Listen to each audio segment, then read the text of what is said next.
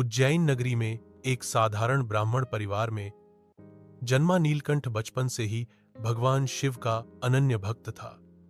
वह रोज सुबह महाकालेश्वर मंदिर में जाकर शिवलिंग पर बेल पत्र चढ़ाता और घंटों ध्यान में बैठा रहता। उसका एक ही सपना था, एक दिन महाकाल के इतने समीप पहुंचना कि उनकी साक्षात उपस्थिति का अनुभव कर सके। एक दिन गांव में एक तांत्रिक आया। वह दावा करता था कि वह महाकाल को साक्षात बुला सकता है। लोगों ने उसे घेर लिया, पर नीलकंठ ने उससे एक ही सवाल पूछा, अगर तुम सच में महाकाल को बुला सकते हो तो वे मेरे जैसे साधारण भक्त को दर्शन क्यों नहीं देते? तांत्रिक मुस्कुराया और बोला, अगर तुझे दर्शन चाहिए तो तुझे 3 रात्रियां श्मशान में बितानी होंगी, बिना डरे, बिना सोए। तब शायद महाकाल तुझ पर कृपा करे। नीलकंठ ने बिना हिचके यह चुनौती स्वीकार कर ली। पहली रात श्मशान की भयावहता के बीच, जब हर ओर सिर्फ सन्नाटा था, नीलकंठ ने ध्यान लगाया और नमः शिवाय का जप करता रहा।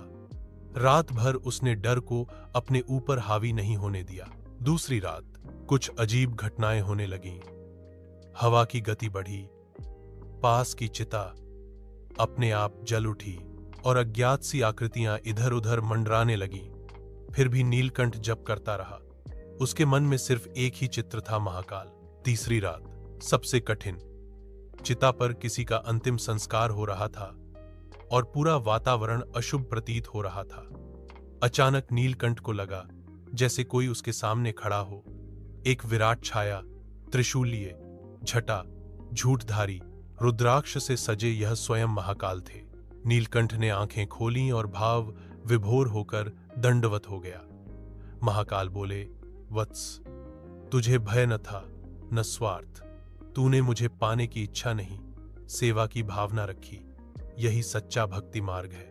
उनकी दृष्टि मात्र से नीलकंठ के तन, मन, पार शांत हो गया। शिव ने उसे आशीर्वाद दिया, तेरा जीवन अब मेरी सेवा में लगेगा। उज्जैन में तू मेरे सच्चे सेवक के रूप में जाना जाएगा।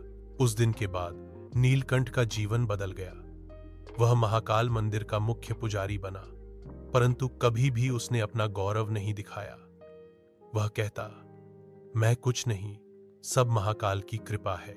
सीख: महाकाल की कृपा पाने के लिए तपस्या, भक्ति और निर्भयता चाहिए। वे उन्हीं पर प्रकट होते हैं जिनका हृदय निर्मल और सेवा भाव से भरा हो। अगर आप चाहें तो मैं इस कहानी को एक कविता या बाल रूपक में भी बदल सकता हूं।